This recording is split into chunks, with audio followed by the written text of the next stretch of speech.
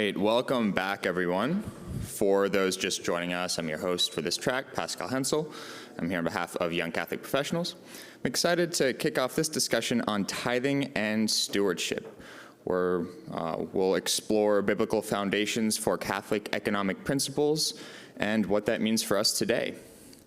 Our presenter for this talk is, I think I just kicked off this video, didn't I? Did it move? No. Oh, okay. Our presenter is Brian Honsberger, an author and theologian who serves as executive director of St. Paul Inside the Walls and director of mission and technology integration for the Diocese of Paterson in New Jersey. He also teaches biblical studies, theology, and evangelization courses at Immaculate Conception Seminary at Seton Hall University, and a number of non-credit courses at St. Paul Inside the Walls. His latest published work is The Divine Economy, a Catholic explanation of tithing and stewardship. Brian, excited to have you here and to learn from you. Welcome. Thank you, Pascal. Can everybody hear me okay? Yes. All right, great. So welcome and thanks for coming to this talk. I think that this is incredibly exciting material, but most people find it to be very boring. And I'm doing my best to give you the proper information so that you can learn from the Old Testament economy, how that economy worked, which informs the New Testament economic principles, which informs Catholic social teaching on economics, which will hopefully inform you all on the appropriateness and the proper usage of new technologies, such as cryptocurrency, blockchain, Web 3.0. Good? All right. Here's an outline of what I'm going to be talking about. More detailed, I'm going to start by talking about tithing. And I know this sounds a little off topic, but just wait for it, okay? So tithing is not general giving. The word tithe means a tenth, to give a tenth part of something. And you're giving a tithe, it's either resources or money or food. You're giving that to either an individual, such as a king or a priest, or to a group of people, such as a government or a church. Now, my first encounter with tithing was when I went to a non-denominational church with my girlfriend, because she was non-denominational. And the pastor there proposed that every Christian owes God 10% of their income, gross income. Has anybody heard of this? All right. So this was a lot different than my Catholic upbringing, where during the intermission of Mass, right, during the offertory hymn, the basket passes you by, and you just throw whatever you want in there. You know, a spare dollar. Is anybody old enough to remember old ladies dropping change and hearing that cling in the basket? So that was my upbringing in Catholicism, right? So there was a contradiction, and I wanted to get down to the bottom of this, because I was studying finance and economics and biblical studies at the same time. So this was like my subject, right? So I did some research. It took about 10 years. And after that research, I was able to conclude what the Jewish people thought 2,000 years ago and before, and also what the Catholic Church has to say on this subject, all right? The Catholic Church has a early a tradition on this subject, a middle tradition, and then a today tradition. It's important to know all of that. The conclusion, I'm going to give you the answer before we start, is that we should not be tithing. And you can tithe if your bishop asks you to, but you should not for two reasons. Number one, because if you understand tithing in the Old Testament, it was one of dozens of laws, and all of those laws connected to one another. Right? So tithing was dependent on and attached to many, many other laws. So it's arbitrary for a Christian to take tithing and to tear it out of that macroeconomy and haphazardly use it for 21st century Christianity. Right? Number two, if you study the history of Christianity, especially the first 500 years of Christianity, virtually no Catholic tithes. All right? Tithing comes in the 6th century, and I'll explain that later. The biggest question that we'll answer today is if we shouldn't tithe, what should we do instead, right? If we're going to say no to tithing, we have to say yes to something. And then we will hopefully have time to talk about the fringe benefits of studying this subject. And I think that's why I'm here today, because if we understand the Old Testament economy, we will be able to understand more fully the New Testament principles that Jesus gives us and St. Paul gives us, which will help us understand Catholic social teaching on economics, which will inform how we act in regards to new financial technologies. All right, so here is a Bible with economic laws coming out in the most unorganized and disjointed way. Has anybody tried to read Leviticus, Numbers, and Deuteronomy? Most people just quit and they move on to Joshua, right? But it's in these books that nobody wants to read that all of the economic laws of the Old Testament are provided by Moses, and they're not given in order. It's very hard to read. The most exciting thing about the book that I have here today, that I just published recently, is that it takes all of these seemingly disjointed, unorganized laws in the Old Testament in regards to finance, and it puts them into a sequence that we can all understand. Now, it's important to know that the Old Testament economy was not money. It was not currency. It was food. Food was the primary resource that was distributed. So if we follow the food from its harvest to its consumption, that helps us understand the economy. So are you willing to go back 2,000 years with me? And to the time, maybe 3,000 years ago. 1,000 years before the time of Jesus. And we're going to see how the economy worked. Now, there are many laws within the 13 circle laws that I gave you here. But for the sake, they gave me a half hour today. So you're just getting groupings of 13.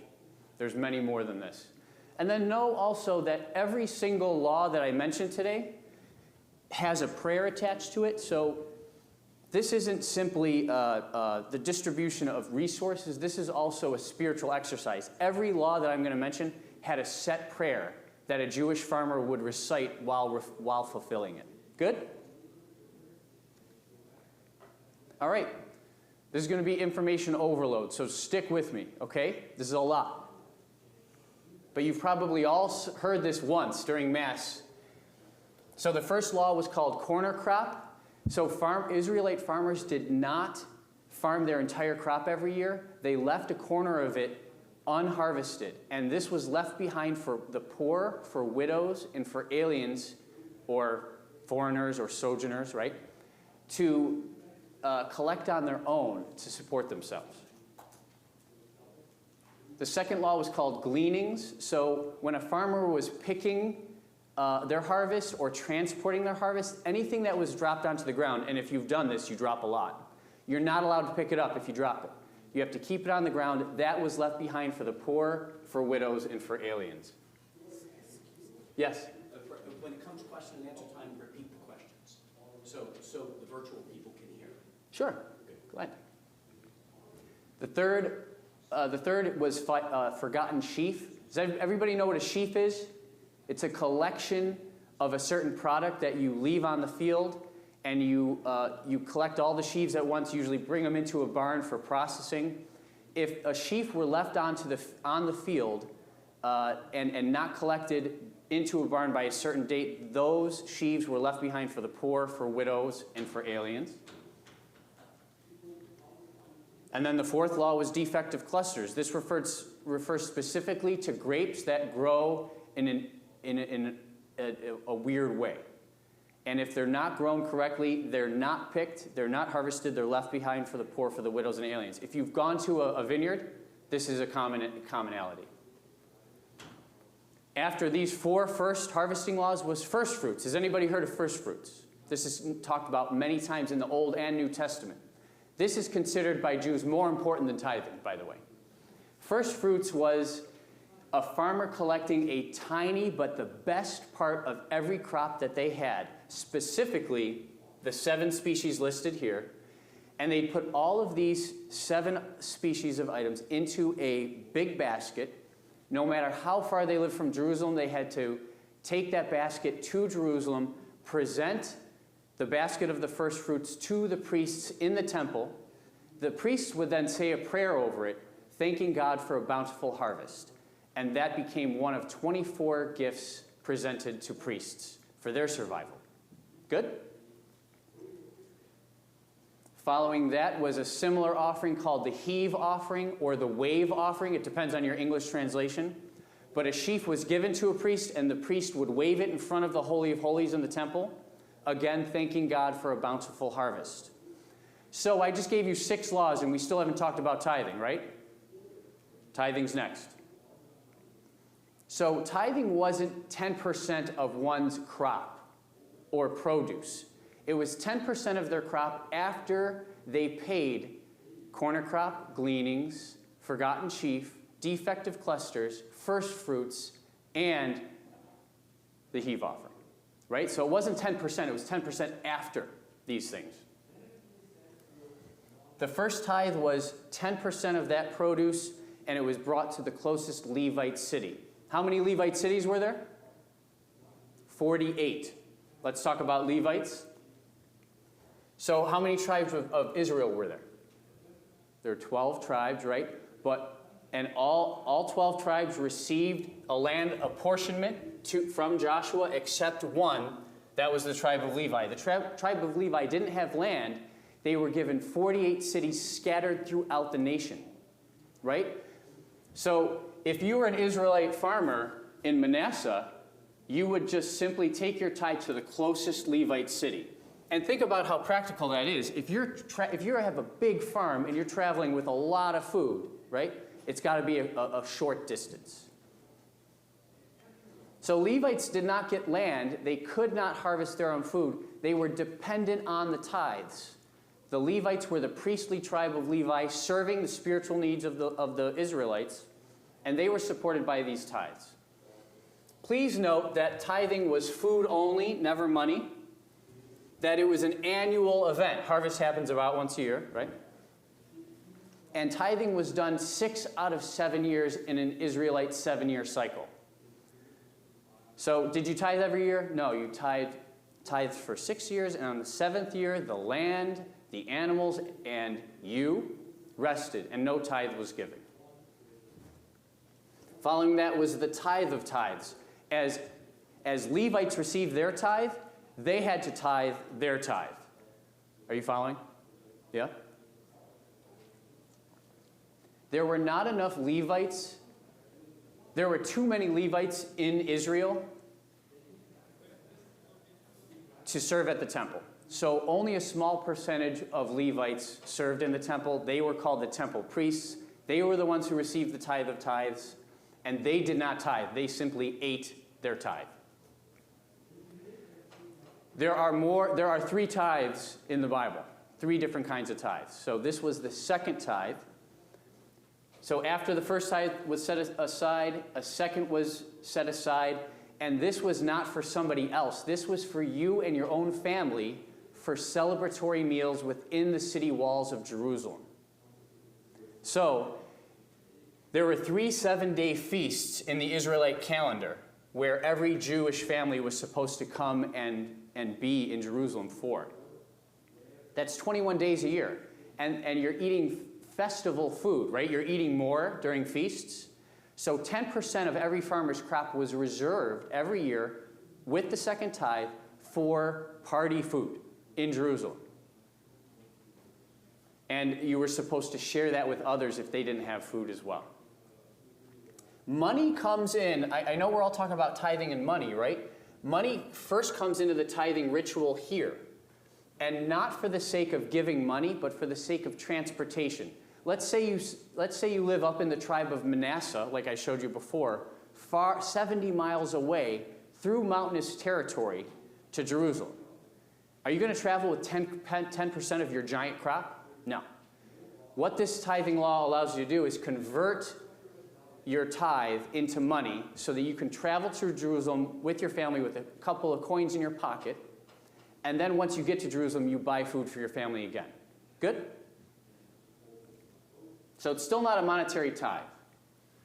There was a third tithe, which was a suspension of the second tithe on years 3 and 6 of the 7-year cycle. So if you're confused, just look at the screen. The second tithe was on years 1, 2, 4, and 5 of this 7-year cycle. And then on years 3 and 6, you paid a third tithe. And that third tithe went to a bank to fund the upkeep of local Levites and the poor. All right? Did you tithe on year 7? No. No tithing, right? So tithing was a complex law. And there were multiple versions of tithing. Almsgiving follows. I think most Catholics would see almsgiving as putting a coin in the cup of a poor person who's seated at the city gate, right? But Old Testament almsgiving is much more comprehensive. It involved giving housing to a homeless person that you encountered, giving food to a hungry person, giving loans to somebody who needs one without interest, even finding a wife for a man who doesn't have one. That counts as almsgiving, right?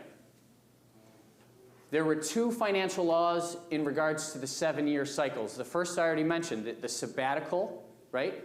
Where farmers and beasts and even the land rests. And in addition to that, anyone who owed debt every 7 years was released. Just imagine with student loans today what that would be like, right? And then every 7 sabbaticals, every 49 or 50 years was the year of Jubilee. And on the year of Jubilee, if anyone was a slave, an indentured servant, a bondsman, they were automatically released from bondage on this year. Any Israelite who lost their ancestral land on this year that was given to them by God through Joshua was given their land back. So what do we see here? The beginnings of a Catholic economic teaching on locational stability, multicultural families living on the same property for hundreds of years, right? It all starts here. The last law I'm going to talk about is called the half shekel tax. This is the only law I'm mentioning today that involves money. So it was a coin. Jesus and St. Peter, the first pope, are shown in the New Testament as paying this tax. They get 1 shekel and together pay the tax. This is the only tax, the only law in the Old Testament that funds a building. And that half shekel was worth about 2 days of day labor wages. All right, so this is a snapshot of the Old Testament macroeconomy. What are some takeaways for tithing? Well, tithing was food only. It was not money. It was done once a year. It was connected to and depended on many other laws. Did tithing cover the funding of the temple in Jerusalem? No. Was tithing alone supporting Levites or the poor? No. It supported that, but it was dependent on many others. It shared that responsibility with many other kinds of laws. And it's time to reflect on the Old Testament as a whole. If you have your Bible, what's bigger, the Old Testament or the New Testament? Old Testament is like 9/10 of your Bible. It takes place over a longer period of time, but it's also very specific. The Old Testament will tell you what to do, when to do it, who to give your resources to, what prayer to say when you're doing it, right? Does the New Testament do that? New Testament's a lot different. Let's go to the New Testament. By the time Jesus was born, the economy of ancient Israel was totally changed. 600 years before Jesus, all the way up until the time of Jesus, almost every Jew lost their land, their ancestral land. And nearly all Jews were either merchants or day laborers.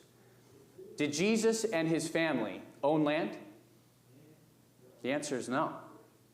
Right? Joseph, the ideal would have been to own a family estate and to be a farmer, right? But Joseph was a tekton, which means that he was a carpenter or a stonemason or construction worker, probably getting paid daily, and Jesus was following along for a little bit. So we're involved with an entirely new economy. Does the Old Testament laws of tithing apply to Jesus and Joseph? No, they don't have land, right? They can't tithe produce they're not growing. They only have this monetary income. So what we see is we need a new way for Jewish people at this time. They were asking the question, like, we don't have land. How do we interpret the Old Testament? The Pharisees had their ideas. The Sadducees had their ideas. Jesus has his own ideas. And let's see how the first Christians acted financially. Are you with me? So I'm giving you a timeline here of the history of tithing from Jesus until now. We're going to zoom in on the 30s, 40s, and 50s. Does Jesus come to abolish the Old Testament? The answer is no. He says, I have not come to abolish, but to fulfill. Jesus sees the need for timeless laws that refer to other economies other than an agrarian economy. So Jesus, there's no crucifix here, sadly, but Jesus, who is God himself, dies for all of humanity on the cross. And as Christians, it's our job to return the favor, right? God does not withhold any part of himself from us, and we do the same. So the first Christians in Jerusalem, did they give their entire selves to God? Absolutely, right? They gave their bodies to God. If they had assets, they liquidated those assets. If they had land, they sold it, and they put it at the feet of the apostles, and they shared all things in common. Now, this wasn't socialism. This was the beginning of the first monastery. People were selling out of the world and entering into monastic life, right? Communal life. They did not see anything they owned as their own. They saw it as God's. So because they sold their land, were they able to tithe? They were not. They did something much better, right? 10% is a gift, but it doesn't apply to somebody who's giving 100%, right? So in Christianity, the tithe is superseded and fulfilled. The tithe is not abolished, it's simply beaten. How about the second wave of Christians? The church is founded by St. Paul, right? Did they sell everything that they have and put it at the feet of the apostles? The answer is no. They had a different model. So St. Paul in 2 Corinthians 8 says, these Greek Christians, they gave themselves to God entirely in spirit, right? They still had families to feed, right? They had lives, they had mortgages to pay, right? They couldn't sell everything. They had to continue to live on. So they did. But they, in spirit, gave everything that they had to God. They realized that nothing that was theirs was not coming straight from God. They gave freely and with cheer, not according to a law, not under compulsion, for God loves a cheerful giver, right? And they gave, St. Paul says, that they gave according to their means, and sometimes they pushed themselves even beyond their means. They gave until it hurt a little bit. Big change. Tithing was always annually. Every gift was annual. The first Christians in the Greek churches, they start giving weekly. Big change. So this is the beginning of New Testament discernment for economics, friends. All right, we talked about Old Testament economics. In the New Testament, what's the model for discernment? My book gives much more detail, but this is a simplified version for the sake of time.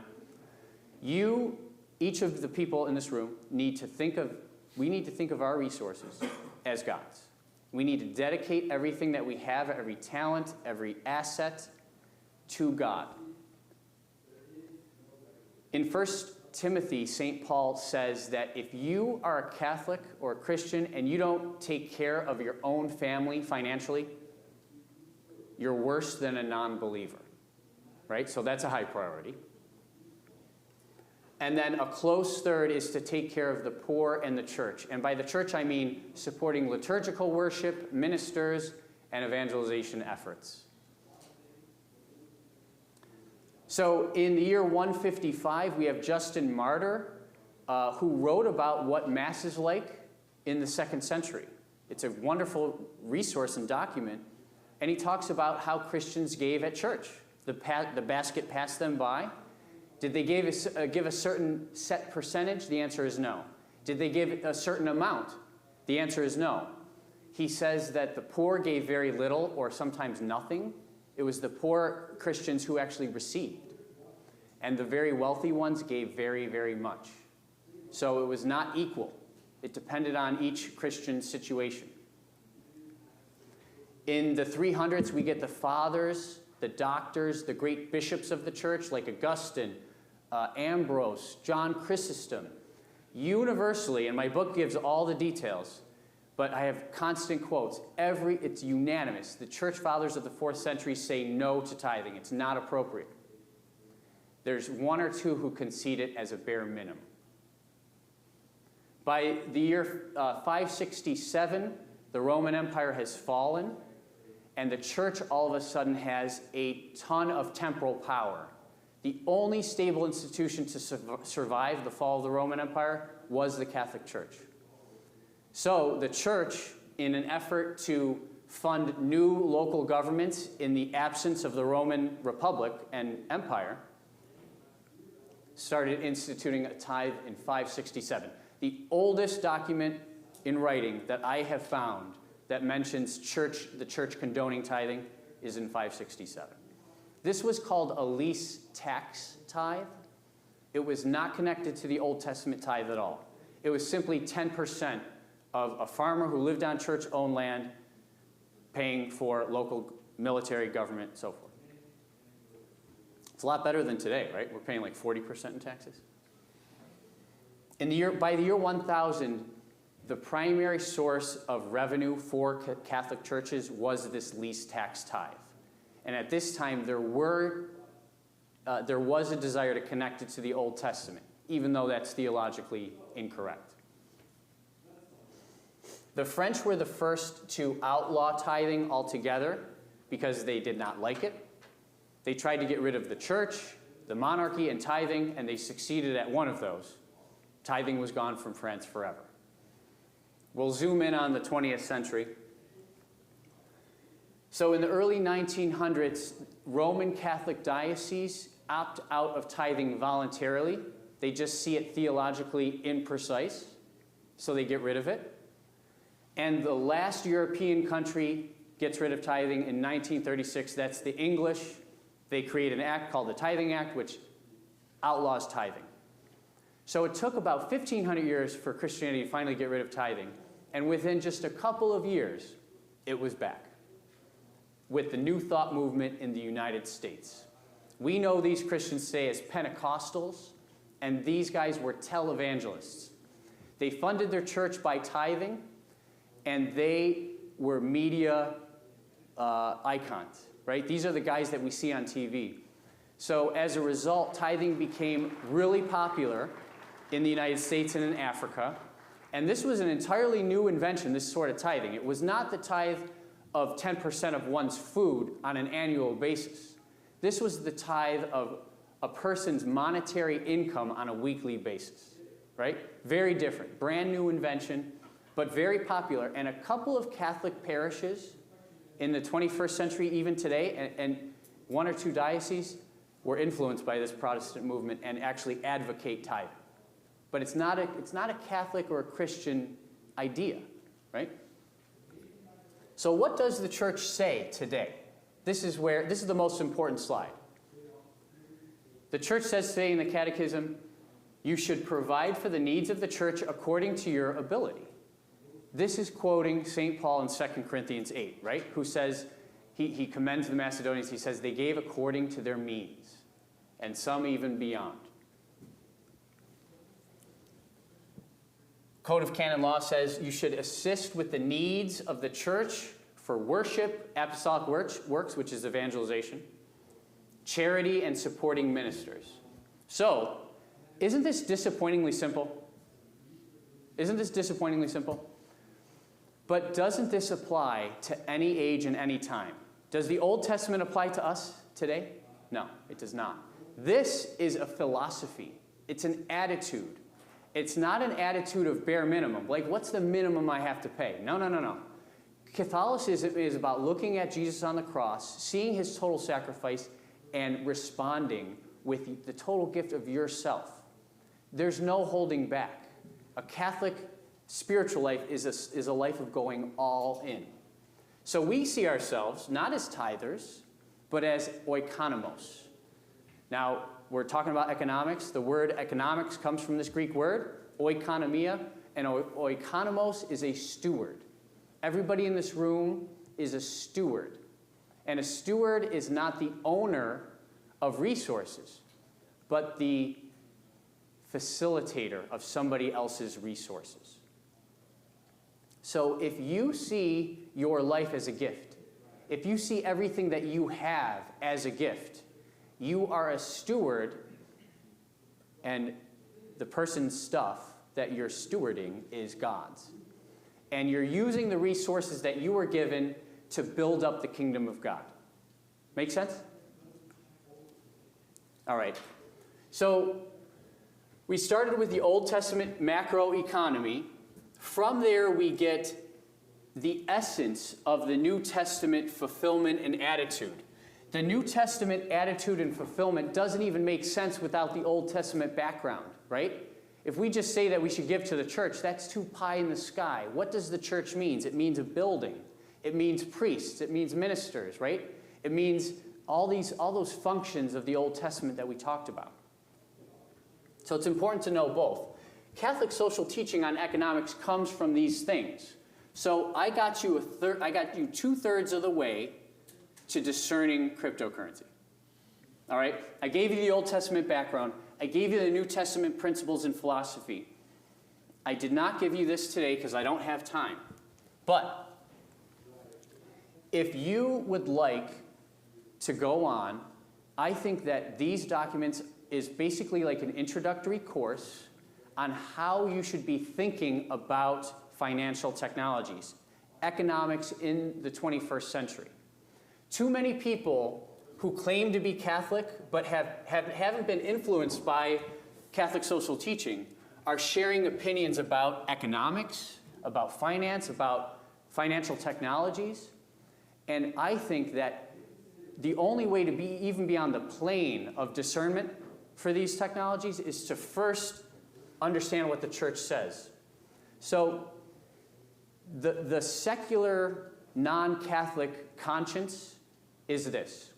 I go around the world. I'm developed by one professor, by my parents. I like some Hinduism. I like some Buddhism. I like some Christianity. And I build my own set of principles, and I act accordingly when a decision has to come my way. Catholic conscience is very different. Catholic conscience is saying, well, let me be influenced by Catholicism, and I will make my decisions based off of my understanding of Catholicism, right? So my challenge to you is to appreciate, if you want more details about Old Testament, New Testament economics, you can get this book. And I encourage you to read even further, to get into these documents. Some are from popes. Others are documents from the Second Vatican Council. And these are dogmatic statements, some of these, right? All right. How much time do I have? 10 minutes. Okay, so we have 10 minutes for Q&A. I just want to say thank you for listening. I think this is dense subject matter. I can't believe you made it through. And the goal here is not to teach you what to think, right? But how to think. So if you know how to think, how to have an attitude for Jesus and for how to act within the world, no matter what you encounter, you'll be prepared. So thank you for your attention. All right, and we have a couple of minutes for Q&A if you have any. Go ahead. What's your name? My name's Eno from Denver. Eno from Denver. Welcome. Thank you. So this has been on my heart for a while. I went to business school. One of my peers, I guess, make more money than the average. And then, so the question is, if we're supposed to give according to our means, does that mean we should be encouraged to pursue a career in medicine or business to maximize our earnings, to give more, or there's no guidelines on maximizing your earnings to give? Yeah, that's a great question. I was told to repeat questions, so I don't know how I'm going to repeat that. But the question is should Catholics be seeking really ambitious careers so that they can make more money so that they can help people? Is that fair? Yes. Okay. The answer is no. No. The amount of money you make does not matter. and God does not need your money at all. So God has all the money, and he wants you to follow your vocation and to seek happiness with him and within yourself, right? So your contributions are important for you and your relationship with God, but your contributions are going to be a drop in the bucket, right? So just pursue your vocation. In Rerum Novarum, Pope Leo XIII is writing in response to very much the case like Western and specifically American capitalism. He doesn't like it, and he has critiques. And he starts complaining that Americans care more about money than people and their family, right? And he begins Catholic economic teaching, right, on Catholic social teaching on economics, and encourages people to live becomingly. Becomingly. That's an old word, right? But what does becomingly mean? It's not this lavish lifestyle. It's living frugally and simply. And if you have wealth, sure, but still live frugally and simply. If you could afford a BMW, don't buy it, right? Buy a Toyota and use that extra money to be very generous to the poor. Make sense? I hope that answers your question. Anybody else? Apologies to anybody who owns a BMW. Go ahead. So it sounds like, really Jesus in the New Testament is giving us a much greater calling than what the Jews received by virtue of, we have to essentially, there's not a, the bare minimum might be for some of us 10%. Really, we really have to weigh into account like every single resource that we have, and sometimes, we may have to give much more in some cases. And I guess my question is, what is your philosophy on, kind of balancing, giving charitably versus, possibly investing, and Yeah. about legacy and things like that? That's a great question. So I talk about that in detail in my book. The question is how do we balance all the different things, right? Like where are we putting our money? How should we be investing? How much money should we be giving versus investing, all that stuff? I try whenever, personally, this is my answer. Whenever I do something, I'm trying to kill two birds with one stone. So like I invest, but the beneficiary is like a church organization, right? And there's also there's like charitable remainder trusts, right? A charitable remainder trust is when you put your money for retirement into an account that pays you until you die, and then the rest goes, so all that interest, all those earnings that you don't use goes to a charity that you choose, obviously your diocese or, some other organization, right? So I try to kill two birds with one stone. I just want to touch on one other thing you mentioned. 10% isn't the bare minimum. Remember that the first Christians, the poorest ones, didn't give anything. They received, right? So you need to be in a position to give. And people who could afford more than 10% should give more than 10%. And note also seasons. Like right now, I'm a dad, I'm a husband. I have 3 boys under the age of 4 years old. I'm in the season of establishing a household, right? Putting my time and my energy towards these little, completely dependent people. And what does St. Paul says? He says, if you don't take care of your own family, you're worse than a non-believer, right? So I'm in the season right now of a very tiny group of people that I'm taking care of, right? Before having kids, it was a big group. And after these kids are more sufficient, it's going to be a big group again. So as Ecclesiastes says, right, there's a season for everything. I hope that answers your question. Anybody else? Oh, so sorry. There's one more thing, but I'm coming to you. I think a lot of people are scandalized by the liberation that Jesus gives all of us in choosing how to give. It's crazy, right? Old Testament tells you what to do. Jesus says, do what you want, right? Or give everything that you can. That's so like pie in the sky, is it not? Right? So I think that everybody should have a plan It should be systematic and planned on a weekly basis. Like, this is what I'm giving to the church on Sunday, right? And there also needs to be spontaneity, right? Was Jesus spontaneous sometimes? When he encountered somebody who wasn't planning on, did he help them? Yes, right? So we need to be both planned and spontaneous. Go ahead. Brian, I came in a little late. I apologize for that. So Yeah. we hear a lot about time, talent, and treasure. Yes.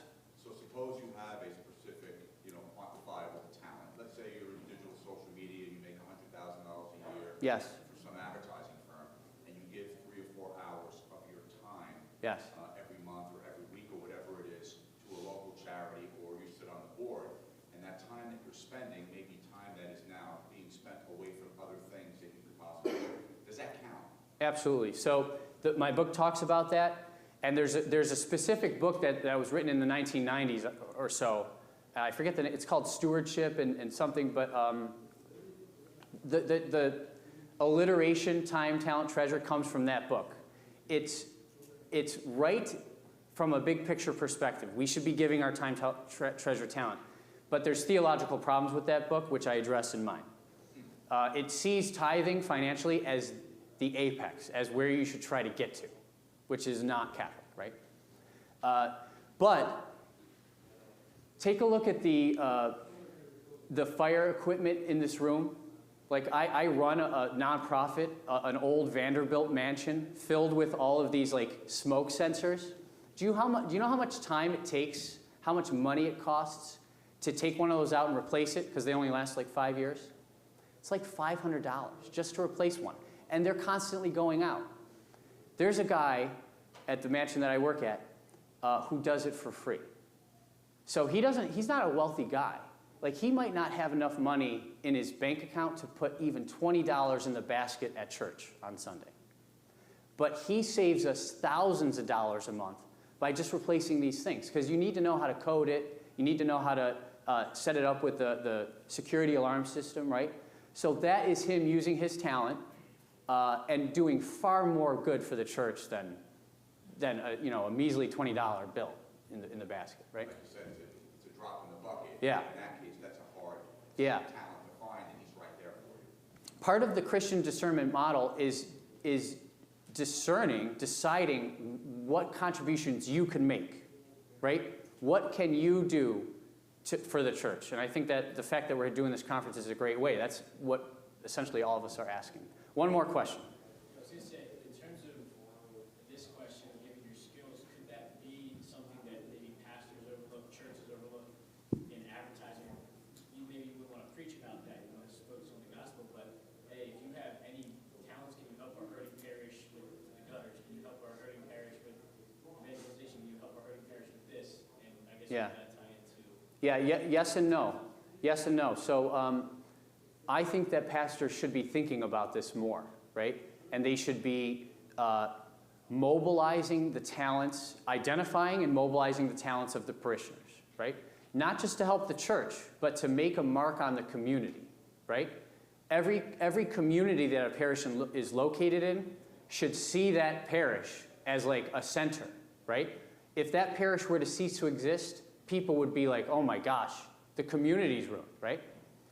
So people in parishes should be thinking about, or pastors should be thinking about mobilizing the talents of their parishioners. There are some insurance issues though, right? We need to make sure everything's well documented and that everybody who's doing the work is insured. Because if somebody's doing volunteer work and there's an injury, that could be an issue. So, good question. I think we're out of time, right? Yeah. And I'll stick around if anybody has questions afterwards. And closest to the door out the left, to the door to go outside, I'll be around for a couple of minutes with this book. I have another talk in northern New Jersey today, so I got to go soon. But I'll be around for a couple of minutes. Thanks.